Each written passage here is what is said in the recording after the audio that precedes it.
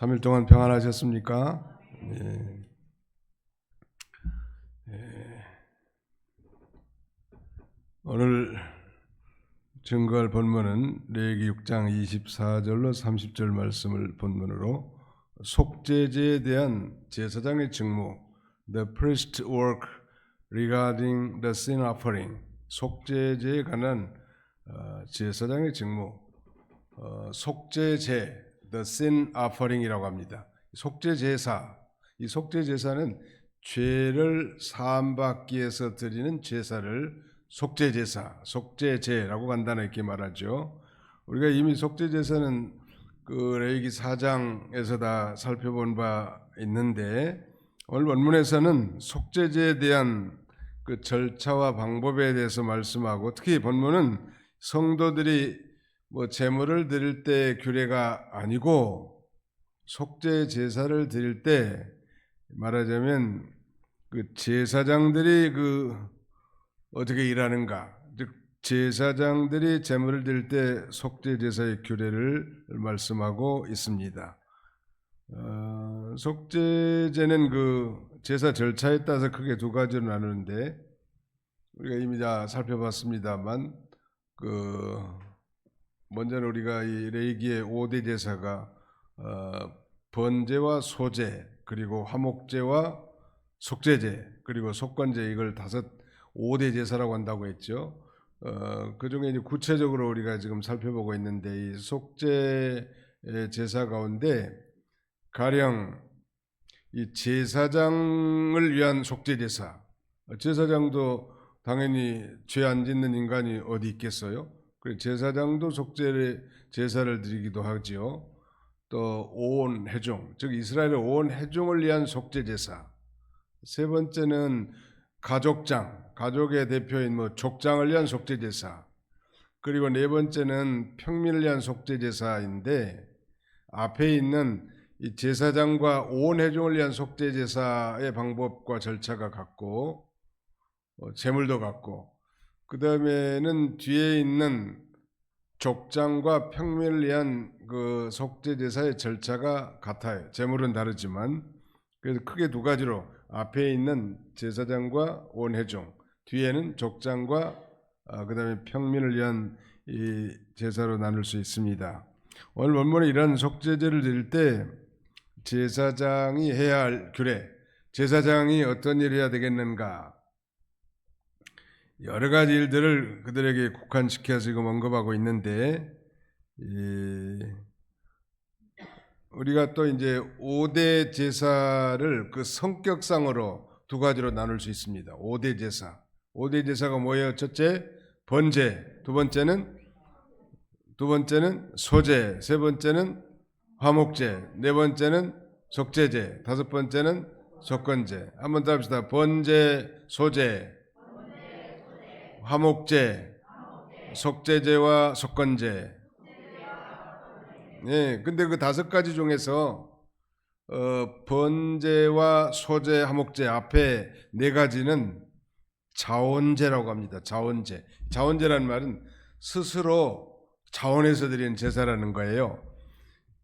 그 다음에 두 번째인 이 속죄제와 속건제는 의무제라고 말합니다. 의무제라는 것은 어떤 경우에도 당연히 이 속죄제와 속건제를 드려야 되는데, 언제?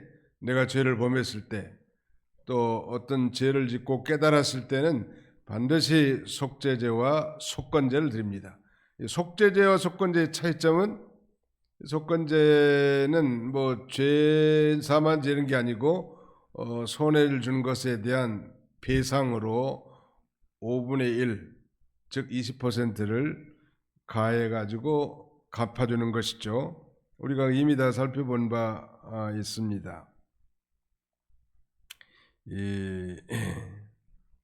죄가 드러날 때, 또 그 다음에는 죄를 지었을 때 속죄제를 반드시 지어야 되는데, 의무적이에요. 이것은 선택사항이 아니고 반드시 드려야 할 제사, 의무적인 제사가 속죄제와 속건제. 우리도 마찬가지. 우리가 하나님 앞에, 사람 앞에 죄를 지었으면 당연히 하나님 앞에 나서 회개하고 십자가의 보혈로 정결함을 씻음 받는 것이 중요합니다.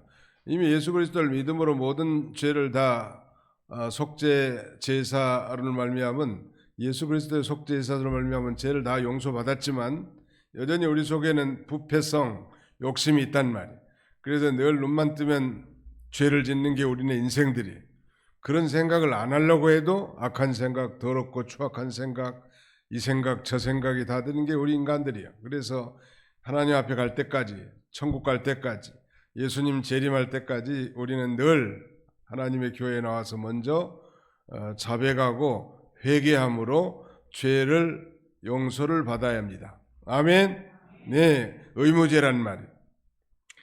그런데 만약에 그런 죄를 짓지 않으면 하나님의 징계가 엄중하게 예고되어 있는 것이고, 우리도 예를 들면 죄를 회개하지 않으면 그 죄가 우리를 짓눌러서 마음에 평안이 없고 기쁨과 즐거움이 없어요. 그런데 우리가 철저히 회개하고 자복하고 나면 그래도 염치 없지만 평안함이 다시 찾아오고 그 다음에는 마음의 기쁨과 즐거움이 오게 되지 않습니까? 그러므로 의무적으로 해야 되는 거예요. 이 속죄 제사에 대해서는 우리가 이제 연보할 때도 마찬가지 11조는 의무 헌금이라고 말할 수 있겠죠. 이건 내가 내고 싶으면 내고 안 내고 싶으면 안 내고 그런 게 아니죠. 11조는 모든 믿는 자에게 요구되는 사항이에요. 왜냐하면 하나님 우리에게 주신 것이 전부 다 하나님이 주신 건데 그 중에 10분의 1을 드림으로 내 인생의 전체 재산이나 인생의 삶과 사업과 직장이나 모든 것이 다 하나님께 있다는 그런 신앙 고백적인 문제라는 말이에요. 굉장히 중요하죠. 그래서 11조는 의무헌금이라고 하면 감사헌금 같은 경우는 자원헌금이 되겠죠. 내가 감사하고 싶으면 하고 안 하고 싶으면 안 하고 또 감사의 조건이 생기면 감사하는. 우리 딸내미가 지난주에 우리 교회 왔는데 딸내미가 딸내미를 둘씩이나 낳았습니다. 이번에 나가지고 감사해서 감사연금을 조금 했더라고요. 너는 너희 교회 가서 감사연금 하지 왜 우리 교회 와서 감사연금 하니? 그러니까 거기 가서도 할 거래요. 예. 아무튼 그 감사의 조건이 생기면 그 감동이 식어지기 전에 하나님 앞에 감사하는 거, 이런 삶을 습관하는 게 좋습니다. 이 속죄제와 속건제는 의무제고 번제와 소제, 화목제는 뭐예요? 자원제. 따라합시다. 자원제, 의무제, 낸. 그렇게 정해져 있단 말이에요. 자, 24절로 25절을 다 같이 한번. 그럼 이 속죄제에 대한 제사장이 할 일이 뭐냐는 말이에요. 24절, 25절 같이 한번 읽어봅시다. 시작. 여호와께서 모세에게 말씀하여 이르시되 아론과 그의 아들들에게 말하여 이르라. 속죄제의 규례는 이러하니라. 속죄제 제물은 지극히 거룩하니 여호와 앞 번제물을 잡는 곳에서 그 속죄제 제물을 잡을 것이요. 속죄제 제물은 지극히 거룩하다 그랬습니다. 속죄제 제물, 희생 제물이 이 대속의 제물로서 하나님 앞에 구별돼서 바쳐졌다는 의미에서 거룩한 것입니다. 속죄제 제물. 이것은 궁극적으로는 예수 그리스도를 예표한다고 했죠. 예수 그리스도께서 우리의 죄를 대속하시고 십자가에서 죽으심으로 거룩한 희생 제물이 되신 것입니다. 그래서 이 여호와의 번제 단 위에 바쳐진 제물은 모두가 지성물이라고, 지성물, 지극히 거룩한 물건이다. 우리가 똑같이 이런 총 이런 걸 세상에서도 사용할 수 있지만 이 교회에서 하나님 나라와 하나님의 영광을 상될 때는 다 성물이 됩니다. 성물, 성구, 성물, 성도, 성직자, 전부 성자가 들어가죠. 하나님 나라의 이 거룩함을 드러낸 거예요. 속죄제 제물은 지극히 거룩하다는 말. 그 다음에는 여호와 번제물을 잡는 곳에서 속죄제사를 낼 때 일단 그 제물을 잡을 거 아니요? 어디서 잡는가? 여호와 앞 번제물을 잡는 곳에서 잡는데 이곳은 어딘가 하면 이 번제단 북편 뜰을 가리킵니다. 뭐 잘 이해를 못 하시겠지만 조금 아신 분들은 한번 상상해 보십시오. 그 성막의 그림을 한번 상상해 보십시오. 그 성막은 언제나 성막문은 동쪽을 향해 있습니다. 동쪽의 성막의 문을 들어가면 맨 먼저 맞닥뜨리는 것이 번제단이고, 번제단 지난 다음에 이제 물두멍이 있고, 물두멍 다음에 이제 성소와 지성소가 있잖아요. 그러니까 출입구는 언제나 동쪽이에요. 성소의 출입구도 동쪽. 그 다음에 처음에 입구, 회막 입구도 동쪽이에요. 또 지성소도 당연히 동쪽이겠죠. 그런데 동쪽을 성경에서는 하나님의 방향이다 이렇게 말합니다. 하나님의 방향. 그런데 여기 지금 번제단 북편 뜰이라고 하면은 그 번제물 잡는 것이 바로 번제단 북편 뜰이니까 이제 회막에 들어가서 성막에 이제 입구에 들어가면 맨 먼저 번제단이 나온다고 그랬죠. 번제단 오른편이 되겠죠. 북쪽이니까. 거기를 번제단 북편 뜰이라고 합니다. 우리 번제단이 가깝잖아요. 오른쪽에 있으니까. 거기서 잡아가지고 번제로 드릴 것은 거기다가 태운단 말. 번제단의 불은 지옥불을 예표하기도 합니다. 그 예수님이 대신 죽으셨고 모든 짐승들이 대신 죽었는데 사실은 우리가 죽어야 할 자리요 말하자면 우리가 심판받아야 할 그런 자리란 말. 그래도 그 번제단의 불은 꺼지지 않겠는데 지옥불은 꺼지지 않는 영원한 형벌의 불입니다. 이 지옥의 불을 두려워하고 무서워하는 그런 마음을 가질 수 있어야 돼. 우리 그리스도인들. 뭐 막연하게 생각하면 안 된다. 오늘 미국 대통령 선거 결과가 얼추 나온 것 같은데 우리가 기대하지 않았던 트럼프가 다시 된 것 같아요. 그래도 좀 합리적이고 이성적인 이 해리스란 분이 대통령 되면 좋겠다는 사람들이 대부분인데 왜 이런 괴물 같은 트럼프가 또 거짓말 잘하고 욱박지르기 잘하고 말 뒤집기 잘하고 지구촌의 깡패 그 다음에는 뭐 말하자면 자국 이기주의 이런 걸 주장하는데 왜 그 사람을 세웠을까? 내가 오다가 가만히 생각해 보니까 예수님 재림이 가까워서 세계 3차 대전이 아마 일어나게 할 그런 요소를 가진 인물이 아닌가 그런 생각을 좀 해봤습니다. 내가 얘기하는 게 꼭 정확한 건 아니에요. 제가 그렇게 생각을 했다는 거예요. 지금 전쟁이 지금 러시아와 우크라이나 전쟁을 제가 볼 때는 오래 갈 것 같습니다. 전쟁이 쉽게 끝나지 않아요. 또 이스라엘이 그 하마스와 헤즈볼라, 예멘의 후티 반군, 시리아의 민병대, 그리고 이란 여기에 둘러서서 거의 무려 뭐 5개 세력과 지금 이스라엘이 전쟁하고 있는데 그 이스라엘의 수상 네타냐후가 트럼프하고 좀 친해요. 좀 비슷한 성격을 좀 갖고 있기도 하고 애국주의자들이죠. 말 좋게 얘기하면. 그래서 앞으로 전쟁의 양상이 좀 커질 것 같고 어느 사람은 3차 대전의 시작이 한국에서 일어날 가능성이 있다고 그렇게 말한 사람도 있습니다. 북한이 지금 이제 러시아 도둑들하고 12,000명인지 15,000명이 지금 크루스크 지역에 가서 배치됐다는 거 아니에요? 남의 얘기가 아니라고 지금 심각한 문제. 이 3차 대전은 핵전쟁. 그 러시아의 군주 같은 이 푸틴과 아주 어깨를 나란히 한 메드베데프라고 하는 국가 뭐 안전보장을 책임지는 그런 인물이 있는데 핵위협을 계속해요. 그 세상에 그 핵무기 전쟁이 일어나면 이제 끝나는 건데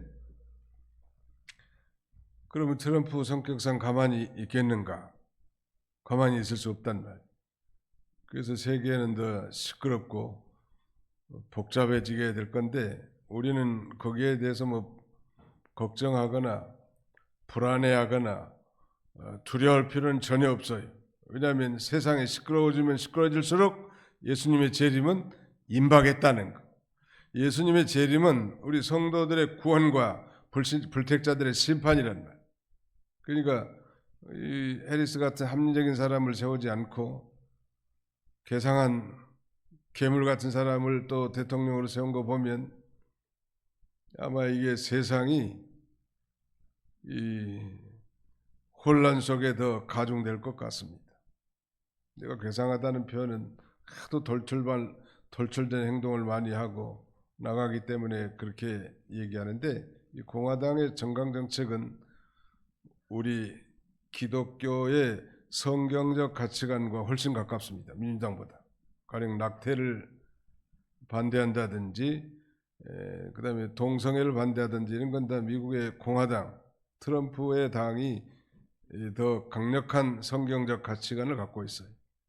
그런 기독교 세력을 이용해서 지금 대통령이 된 건데, 트럼프가 진실한 크리스찬 같지는 않습니다만 그 뭐 하나님만 아시겠죠. 말씀드리건 요지는 이 세상이 예수님 재림이 성큼 가까워오고 있다. 어떤 사람은 인류의 종말이 뭐 2028년에 온다는 예언가도 있고 2027년에 끝난다는 사람도 있고 2030년에 종말이 온다는 사람도 있는데, 그렇게 날짜를 지정하는 것은 다 이단이에요. 우리는 어떻게 말하면 되는가? 임박했다.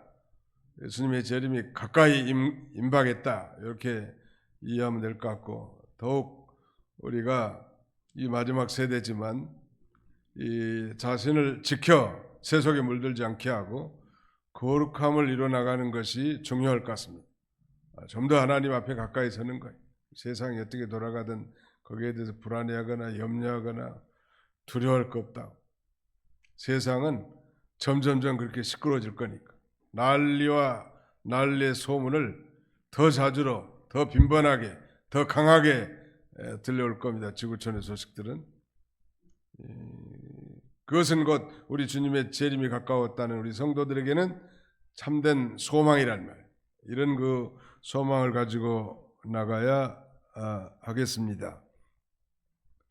이 속죄제 제물, 즉 속죄제로 드려야 할 희생 제물은 우리가 그 4장에서 배웠습니다만 그 위치라고 할 거예요. 범과자, 죄를 지은 사람의 신분이나 위치에 따라서 각각 달랐었어요. 기억하실지 모르겠습니다만 가령 제사장이 범죄했을 때는 수송아지로 그 희생 제물을 삼았고요. 동일하게 온 이스라엘 온 회중이 범죄했을 때 그 속죄제에 드린 제물도 수송아지였습니다. 반면에 족장이 죄를 범하고 하나님 앞에 속죄제를 드릴 때는 순염소, 그 다음 평민이 하나님 앞에 범죄하고 그 죄의 깨달음을 받았을 때 속죄제를 드릴 때는 순염소가 아니라 암염소 혹은 어린 양을 제물로 드렸고요. 가난한 사람들을 위해서는 이 산비둘기나 집비둘기 새끼 2마리를 드리도록 했고, 그 다음에는 아유 극빈자 이런 사람들은 소재의 고온가루 에바 10분의 1을 드리도록 그렇게 하나님이 규정하고 있습니다. 그러니까 부자나 가난한 사람이나 누구나 다 하나님 앞에 이 제사를 드릴 수 있도록 그렇게 정해 놨었죠. 자, 그러면 26절 한번 더 같이 읽어볼까요? 26절 시작. 죄를 위하여 제사 드리는 제사장이 그것을 먹되 곧 회막들 거룩한 곳에서 먹을 것이며. 이 속죄제는 제사 절차에 따라 크게 2가지로 나뉜다고 말씀드렸죠. 그리고 이런 이 속죄제를 때 오늘 본문은 제사장이 해야 할 직무, 제사장이 해야 할 여러 가지 일을 말씀하고 있다고 했는데, 제사장이 할 일 가운데 제사장이 그 속죄 제물을 먹으라는 거예요. 그 속죄제 고기는 어디서 먹는가 하면 그 제사에 드린 제사장이 거룩한 곳에서 먹을 것이며 그랬죠. 그런데 어떤 제물만 먹을 수 있는가 하면 이 족장과 평민이 드린 그러니까 순염소와 암염소 그리고 어린 양의 고기겠죠. 그러니까 이 족장과 평민이 드린 이 속죄 제물의 고기를 그런 기름 부분만 화제로 하나님 앞에 태워서 드리고 나머지는 다 먹게 했고요. 대신에 제사장이나 온 회중을 위해서 드리는 그 수송아지의 제물은 먹지 못하도록 규정해 놨습니다. 왜 그랬을까? 뭐 성경에 왜 그랬는지 정확하게 답은 하고 있지 않지만 그만큼 이 제사장이나 온 회중이 지은 죄가 족장이나 평민이 지은 죄보다 훨씬 더 중하다는 것을 우리에게 한 가지 교훈해 주고요. 우리가 야고보서도 봤지만 그래서 선생된 자들에게 너희가 많이 선생이 되지 말라고 이렇게 말하는 건 아예 선생되지 말라는 얘기가 아니고 이 지도자, 리더격에 있는 사람들은 그 교훈을 받고 있는 사람들에게 많은 영향을 끼치기 때문에 이 잘못된 교훈을 이단의 교수들처럼 만약에 한다면 수많은 사람들을 잘못된 길로 인도하는 그런 악영향을 줄 수 있기 때문에 그 죄가 훨씬 더 크다. 이만희 씨의 죄는 그 누구의 죄보다도 훨씬 더 클 거라. 문 영혼들을 다 미혹된 길로 빠뜨렸기 때문에 잘못된 성경 해석과 비유풀이를 통해서 아전인수격으로 자기가 말하자면 메시아라는 거예요. 자기가 예수래요. 약속의 사자. 예수님의 사역은 이제 끝났다네. 이 말이나 되냐는 말. 그런 자의 죄는 그저 단순히 미혹된 이단에 빠진 자보다 훨씬 더 죄가 클 거라. 그래서 이 제사장이 성소 안에 들어와서 그 피를 가지고 그 성소의 휘장에 7번 뿌리고 나머지는 단불에 향단불에 이렇게 바른다고 했는데 반면에 이 족장과 평민이 지은 죄는 성소에 들어가지 않고 바깥에 번제단 뿔에 바르고 그 다음에 나머지는 번제단 밑에 붓게 해놨거든요. 성소에 들어가서 제사 드린 제물은 못 먹게 해놓은 거예요. 자, 30절을 같이 한번 읽어봅시다. 30절 시작. 그러나 피를 가지고 회막에 들어가 성소에서 속죄하게 한 속죄제 제물의 고기는 먹지 못할지니 불사를지니라. 거룩한 것이란 말. 그리고 이 말하자면 제사장의 속죄제와 온 회중의 속죄제는 성소에 들어가 가지고 성소와 지성소를 가로막고 있는 휘장에다가 7번 뿌리고 나머지는 그 향단 뿔의 발음으로 속죄 제사를 드리게 된 것입니다. 그러나 평민과 족장의 속죄제는 만일 여호와의 금령 중 부지 중에 죄를 지었다가 그 깨달을 받거든 흠없는 암염소나 어린 양을 끌고 와가지고 제사장이 보는 앞에 자기가 안수하면 내 죄가 그 짐승에게 건너가고 그 죄를 전가받은 짐승을 잡아 그 피를 받아서 이 바깥에 번제단 그 뿌리 4개의 뿔이 있잖아요. 거기다 바르고 나머지 피는 번제단 밑에 쏟아 붓게 함으로 사제의 은총을 받게 한 것입니다. 그러니까 족장과 평민이 드린 속죄제 제사의 고기는 먹을 수 있지만 제사장과 온 회중을 위해서 드린 속죄제 제사 고기는 먹을 수 있다 없다?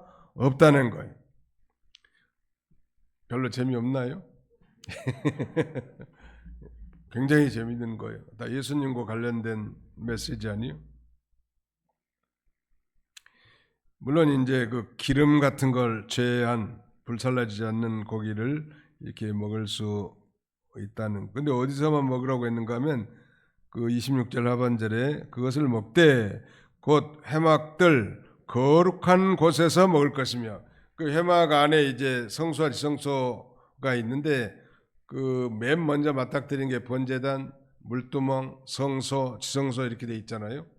근데 번제단 오른쪽이 북편 뜰이라고 했고 거기서 짐승을 잡는다고 했는데 이 음식은 그러니까 이 번제단 뭐 주변이 될 것 같아. 회막들이니까 거기서 먹도록 그렇게 했습니다. 제사장이 이 속죄 제물을 먹는다는 것은 하나님께서 그 속죄 제사를 받으셨다는 것을 상징하고, 그 다음에 제사장은 그러니까 하나님을 대표해서 그 남은 고기를 먹은 것이라고 생각이 됩니다. 왜냐하면 자기를 위해서 드린 속죄 제사의 제물의 고기는 먹지 않았어요. 또 온 회중을 위해서 드리는 속죄 제사의 고기도 먹지 않았어요. 그것은 하나님을 대표한 게 아니고 제사니 그때는 그건 자기도 한 자연인의 한 사람으로서 드리는 제사이기 때문에 이 족장이나 평민들이 드린 제사의 고기는 하나님을 대표한 그런 입장에서 먹은 것이고, 제사장으로서 또 온 회중을 위해서 드린 그 성소에 들어가서 드리는 이 짐승의 고기는 먹지 말도록 그렇게 정해놨고 다 불살라 했단 말. 어디서 먹으라고 했어요? 26절에 해막들 거룩한 것에서 먹어라. 해막들은 바로 하나님 그의 백성이 만나는 곳, 하나님의 임재와 영광이 미치는 이 장소, 그 거룩한 곳인데 여기서 먹으라는. 이 제사장들이 그 성물을 먹는 행위도 제사 내용에 포함되어 있고, 또 먹는 행위 자체도 하나님의 거룩함을 나타내는 행위인 것을 나타내 줍니다. 아무튼 하나님의 이 교회, 오늘날 이 예배당 안에서 행해지는 것도 거룩함이 너무너무 중요합니다. 여기 한번 쳐다보세요. 제가 오늘 강대상 단을 5cm를 잘라냈어. 그러니 키가 5cm 지금 줄었다고. 지금 너무 높아가지고 이제 좀 적당할 것 같아 보니까 안정감이 있고. 지난번에 2개를 올려놨더니 키도 작은 사람이 여기 서면 더 올라가가지고 한 5cm가 더 컸는데, 오늘 목수가 왔길래 좀 잘라달라고 했더니 잘라서 이제 평안하다. 레이기의 주제는 한마디로 말하면 거룩입니다. 거룩. 예수를 자신의 구주로 믿고 구원받은 하나님의 백성들은 거룩함을 유지하고 거룩한 삶을 살아가는 것인데, 이 거룩이라는 것은 단순히 깨끗한 삶만이 아니고 구별된 삶, 하나님의 사람으로서 이제 구별된 삶을 살아라, 그런 말이에요. 레이기의 레이라는 이름의 뜻은 연합이라는 뜻인데요, 우리 그리스도인들이 신랑 되신 예수 그리스도와 연합되기 위해서는 거룩해야 돼. 여러분 뭐 신랑과 신부, 남편과 아내 관계도 마찬가지입니다. 우리의 참 신랑은 예수 그리스도고 참 남편은 하나님이신데, 연합된 삶이 중요하다. 남편이 뭐 돈도 잘 벌어다 주고 뭐 그다음에는 매너도 좋고, 그런데 자기만 사랑 안 하고 딴 여자하고 바람이나 피고 돌아다니면서 불결하게 산다면 그 연합될 수 없죠. 아내도 마찬가지. 밥도 잘해주고 빨래도 잘해주고 뭐 그다음에는 뭐 매너도 좋고 말도 싹싹하게 잘하는데 꼭 한 달에 한 번씩 애간 남자하고 자고 들어. 그 여자와 그 남자가 같이 연합할 수 없는 것처럼 우리 성도는 그리스도의 신부들이요, 이 거룩성만이 하나님과 연합될 수 있단 말이에요. 그러니까 뭐 어떤 사람들은 우리 장로교는 뭐 거룩만 한다고 그렇게 비아냥 하는데 틀린 말이에요. 왜냐하면 거룩은 생명이라고 할 수 있을까요? 그러니까 교회가 이 거룩함이 상실된 단체라면 더 이상 하나님이 임재할 수 없다라는 걸 우리에게 가르쳐 준 것이고, 또 죄 많은 인간이 거룩하신 하나님 앞에 나갈 수 있는 비결은 죄를 가지고 나갈 수 없기 때문에 이 제사 예법을 통하여 죄를 용서받고 깨끗함을 얻어서 하나님 앞에 나갈 수 있기 때문에, 우리가 교회에 오시면 먼저 하나님 앞에 철저히 회개하고 자백하고 정결한 심령으로 하나님 앞에 찬송하고 예배하고 뭐 연보도 드리고 친교도 하고 봉사도 해야 할 것입니다. 하나님은 거룩함을 원하시고 내가 거룩하니 너희도 거룩할지니라, 이 온전한 거룩함을 유지하기를 원하세요. 그래서 레위기는 거룩의 책이요, 다른 말로는 뭐 성결의 책이, 우리 그리스도인들의 최고의 능력은 거룩함에 있는 것입니다. 아멘. 우리의 능력은 거룩함에 있습니다. 시작. 우리의 능력은 거룩함에 있습니다. 죄짓고 방탕하고 하나님을 멀리 떠나서 사는 인생은 결코 무력하다고. 그런 사람들은 뭐 아무리 숫자가 많아도 그건 무력해. 작지만 정말로 하나님 앞에 거룩하게 살려고 하고 하나님과 그래서 연합된 그런 사람이 하나님이 능력도 주시고 지혜도 주셔서 대단히 파워풀한 거예요. 그러니까 뭐 세상 사랑하고 돈 사랑하고 뭐 돈 벌지 말라는 얘기는 아닙니다. 그러면서 마음이 시끌시끌하고 복잡한데 어떻게 이 거룩한 생명의 말씀이 내 안에 임하게 되겠으며 우리 주님과 교통이 되겠으며 주님의 음성을 들을 수 있겠으며 주의 능력을 덧입을 수 있겠냐는 불가능합니다. It's impossible. 불가능하다. 하나님의 능력을 얻는다는 불가능한 것.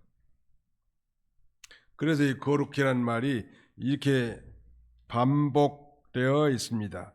자, 27절 또 같이 읽어봅시다. 27절 시작. 그 거기에 접촉하는 모든 자는 거룩할 것이며 그 피가 어떤 옷에든지 묻었으면 묻은 그것을 거룩한 곳에서 빨 것이요. 그 고기가 접촉하는, 그러니까 이 제사장이 평민과 족장이 속죄제로 드린 그 제물의 고기는 먹을 수 있다고 했는데 그 고기를 이제 뒤에 나옵니다만 그걸 뭐 솥에다 삶기도 하고 뭐 그다음에는 유기 그릇에 담기도 하는데 그 고기에 접촉하는 모든 게 다 모든 사람이 거룩할 것이고 그 제물의 피가 어떤 옷에 묻든지 묻었으면 묻은 그것을 거룩한 곳에서 빨 것이오 그랬죠. 그 고기에 접촉하는 모든 자는 거룩하다. 이 말은 속죄제 희생 고기를 취급하는 자는 당시에 아론과 그 아들들로서 이들은 성소에 속하여 하나님의 거룩한 일을 위해 구별된 자들이기 때문에 거룩한 자들이라고 말하는 거예요. 그러니까 오늘날 우리 교육자들은 평신도들보다 더 성별된 생활, 성직자로서의 삶을 살아야 할 걸 가르쳐주고 더 확대해 보면 신약시대 모든 그리스도인들이 다 왕같은 제사장이라고 있기 때문에 이제 거룩한 백성이란 말이에요. 그래서 이 거룩한 삶, 이것이 우리의 신앙의 목표여야 합니다. 뭐 교회가 부흥하고 뭐 많은 은사를 갖는 거 대단히 필요하겠지만 그보다 더 성결되고 중요할 것은 교회의 거룩성이고 우리 성도의 거룩성이. 너희가 성전인 것과 하나님의 성령이 너희 안에 거하신 줄 알지 못하느뇨. 이와 같이 하나님의 성전을 더럽히면 하나님이 그 사람을 멸하시리라 라고 성경은 말합니다. 우리 몸이 성전이기 때문에. 목사님 뭐 예수님 당시에는 담배도 없었다는데 좀 교회 나가도 담배도 좀 피워도 되지 않을까요? 예수님도 아마 그때 담배가 있었으면 제일 좋은 담배를 피시지 않으셨을까요? 이런 궤변론자들이 있는데 그러나 그 우리 몸을 얼마나 파괴해요. 30몇 가지의 암의 발생의 원인이 골련 담배에 있다는데 성전인데 더럽게 하고 병들게 만드는 게 성경적은 아니에요. 성경에 담배란 단어가 없다 할지라도. 아무튼 그만큼 중요합니다. 또 그 다음에 보면 이렇게 돼 있어요. 그 피가 어떤 옷에든지 묻었으면 묻은 그것을 거룩한 곳에서 빨 것이요. 제사를 주관한 제사장은 피 있는 희생제물을 고기를 다룰 때 아무리 조심한다고 해도 좀 주의한다고 해도 그 희생제물의 피가 약간은 옷에 묻기 마련일 건데 이때 제사 후에 제사장은 면밀히 옷을 검사해서 피 묻은 것이 발견되면 그 피를 성막 내 거룩한 곳에서 말끔히 씻어내야 했습니다. 왜 그랬을까요? 피는 생명을 상징하는 성물로서 오직 하나님께만 드려져야 했습니다. 어떤 이는 이 성물을 대성물이라고, 최고의 거룩한 것이 피다, 하나님께만 드려져야 했단 말이에요. 생명을 상징하죠. 피는 육체의 생명은 피에 있습니다. 내가 이 피를 너희에게 주어 제단에 뿌려 생명을 속하게 하였나니 생명이 피에 있으므로 피가 죄를 사하느니라. 그 피로 속죄함 받았네. 우리 찬송 부르잖아요. 이 생제물의 피는 예표적인 의미에서 예수 그리스도의 대속적 희생을 상징하는 보혈이란 말이에요. 그러므로 이처럼 귀중한 피를 옷에 묻힌 채 그대로 방치한다는 것은 예수님 여호와 하나님의 거룩성을 훼손하는 일이기 때문이죠. 그 옷에 묻은 피는 그래서 깨끗이 씻음 받아야 합니다. 천주교에서 매주 미사드리러 가면 성체를 하나 입에다 먹여주죠. 어떤 사람은 그 맛으로 간다고 하더라고요. 그거 먹어도 배도 부르지도 않는데 말이죠. 그런데 그 천주교에서는 그 영세할 때도 이 포도즙이나 포도주를 사용하지 않습니다. 아마 이런 원리 때문에 그런 모양이에요. 아무리 잔에다가 포도즙을 이렇게 우리도 조그마한 잔에다 포도즙을 마시지만 그 포도즙이 잔에 묻었잖아요. 아무리 조심한다고 해도 다 쪽쪽쪽 빨아 먹어도 남아 있다고. 근데 그것은 거기에 남아 있으면은 이 여호와의 거룩성을 훼손하는 거기 때문에 천주교에서는 그래서 이 한 가지 성례를 하는 거예요. 이것은 아주 비성경적이고 예수 그리스도의 가르침에 정면으로 배치된 거죠. 예수님이 잡히시기 전날 저녁 6월절에 최후 만찬석에서 떡을 떼어주면서 이건 내 몸이라고, 또 포도즙을 나눠주면서 이것은 내 피라고 말씀하셨고, 내가 올 때까지 내 죽음을 기념하라고. 예수님이 직접 제정하신 성례전인데 피를 안 쓴다는 건 그런 비성경적. 그래서 그 유명한 말하자면 종교 개혁 이전의 신앙의 인물들은 일종 성찬에 반대해 가지고 성경에는 이종 성찬, 떡과 포도즙인데 왜 일종이냐, 그거 하다가 순교해서 죽은 사람도 있어요.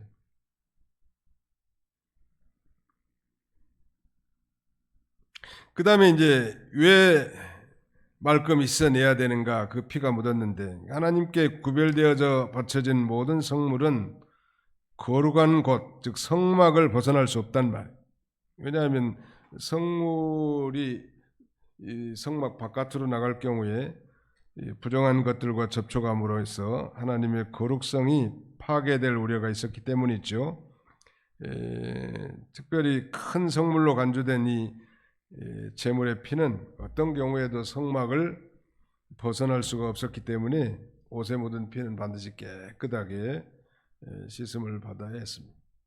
미국에 처음에 가가지고 ESL인지 공부하러 집 옆에 간 교회가 Good Shepherd Church라고 하는, 말하자면 영국의 성공의 개혁주의 교회는 교회지만 아무튼 천주교 요소가 많이 남아있는, 그래서 거기 그 신부님, 거기는 신부라고도 하고 목사, 사제라고도 하고 목사라고 하는데 그 밑에 수종드는 한 분이 그 강사더라고, 영어. 옥스퍼드 대학을 나온 아주 수재예요. 근데 자기가 뭐 하냐 그러니까 그 목사님이 성찬 예식할 때 도와주는 아주 상당히 그 높은 그 직분을 가지고 있는 분인데, 자세히 내가 그 성찬 예식한 걸 봤더니 딱딱한 그 무교병 같은 거하고 포도즙을 돌리는데 큰 사발에다가, 물론 이 자리가 손잡이가 있는 큰 사발 같은 것으로 돌리는데, 한 사람 마시면 그 립스틱도 묻을 수도 있고, 그 다음에는 또 마시면 이 사발 끝에 포도즙이 묻을 거 아니에요. 그러니까 그 사제가 또 수건으로 그걸 깨끗이 닦더만, 닦고도 다음 사람에게 전달하고. 그만큼 이제 그 예수님의 피를 상징하는 그 포도즙을 소중하게 여긴다, 그런 차원에서는 좀 긍정적이었습니다. 어떤 때는 또 빵을 나눌 때도 우리가 딱딱딱 네모 반듯하게 잘라서 하는 게 아니고 그냥 큰 빵 하나를 돌리면서 조금씩 뜯어 먹어. 어떻게 보면 그게 더 성경적일 수도 있을 것 같아요. 내가 보니까 우리가 한 몸이니까, 한 피 받은 한 몸이니까. 그럼 그 교단이나 교회에서 세워진 그 전통을 따라 하는 것이 좋다고 생각이 됩니다. 아무튼 피 묻은 옷은 반드시 빨아야 되는데 성막 바깥으로 가면 안 되고 그 안에서만 반드시 빨아야 할 것을 이거 가르쳐주고 있습니다. 28절부터 30절까지 같이 한번 읽어봅시다. 28절로 30절 마지막입니다. 시작. 그 고기를 토기에 삶았으면 그 그릇을 깨뜨릴 것이요 유기에 삶았으면 그 그릇을 닦고 물에 씻을 것이며 제사장인 남자는 모두 그것을 먹을지니 그것은 지극히 거룩하니라. 그러나 피를 가지고 회막에 들어가 성소에서 속죄하게 한 속죄제 제물의 고기는 먹지 못할지니 불사를 지니라. 아무튼 여기 이제 제사장이 그 평민의 제사와 족장의 제사 때는 그 속죄제 제물 고기를 먹을 수 있는데 그 고기 받아가지고 뭐 토기, 우리로 말하면 뭐예요? 그걸 사기 그릇이요, 뭐예요? 우리 그 설렁탕 집에 가면 뚝배기 같은 거, 그 뚝배기는 숨이 통하고 그다음에 거기다 고기를 예를 들어서 삶아서 먹었다. 그러면은 그 고기 기름이라든지 이런 게 다 배일 거 아니요? 근데 하나님의 거룩성이 훼손되기 때문에 그런 경우는 한번 요리해 먹고 그 토기를 그래서 깨뜨리라는 거고, 유기는 그건 이제 뭐 유리 그릇인지 청동 그릇인지 아무튼 요건 속에 흡수력이 없지요. 토기나 이런 건 다 흡수력이 있기 때문에 다 한 번 쓰고 깨뜨리라는 거고, 유기는 그냥 깨끗하게 닦으라고 했죠. 옷은 빨고, 그 다음에는 토기에 삶았으면 그릇을 깨뜨려 버리고, 유기에 삶았으면 그 그릇을 닦고 물에 씻으라는 거예요. 닦고 깨뜨리고 씻으라. 이것은 거룩함을 강조한 삼중적 의미죠. 우리 성도가 얼마나 거룩한 삶을 살아야 될 건지, 우리의 삶 가운데 다른 사람을 알지 못하는 내 숨은 부끄러움, 습관적인 거짓말, 아니면 나쁜 생각, 그 다음에 내 삶 가운데, 우리 가족 삶 가운데, 내 생활 패턴 가운데 거룩하지 못한 요소들, 이런 것들을 날마다 빨고, 그 다음에는 깨뜨려버리고, 그 다음에는 닦아가지고 점점점 거룩한 삶을 살도록 우리에게 교훈해 주는 거예요. 믿으시면 아멘 합시다. 네, 그것이 우리의 목표가 거룩함이어야 돼. 성공보다는. 그걸 하나님이 원하신다. 오늘 현대 크리스천들의 왜 숫자도 많고 교회도 커지는데 무능력할까요? 거룩성이 점점 상실돼 나가는 거예요. 교회는 나가고 예배는 드리는데 이중적인 삶을 사는 거예요. 거룩함을 이뤄 나가는 게 목적이 아니요, 종교인으로 산단 말이에요. 우리가 이걸 언제나 반면교사로 삼아서 나가야 하겠습니다. 기도합시다. 기도하겠습니다. 살아계신 우리 아버지 하나님 감사합니다. 오늘 이 속죄제에 대한 그 절차 방법에 대해서 제사장들이 무엇을 해야 될지, 그 제사장들의 그 직무에 대해서 우리가 여러 가지를 살펴봤습니다. 좀 어려운 내용 같지만, 그러나 우리가 이 구원받은 하나님의 자녀들로서 거룩한 삶을 살아가게 해 주시옵소서. 여전히 우리의 삶의 주변의 환경에, 우리의 이 개인적 습관 가운데 거룩하지 못한 요소들이 너무너무 많습니다. 참으로 부끄럽고 죄송한 거 많은데 하나님 앞에 나와 회개하고 날마다 이 거룩함을 이뤄나가는 성숙한 그리스도인들이 다 되게 해 주시옵소서. 예수님의 이름으로 기도하옵나이다. 아멘.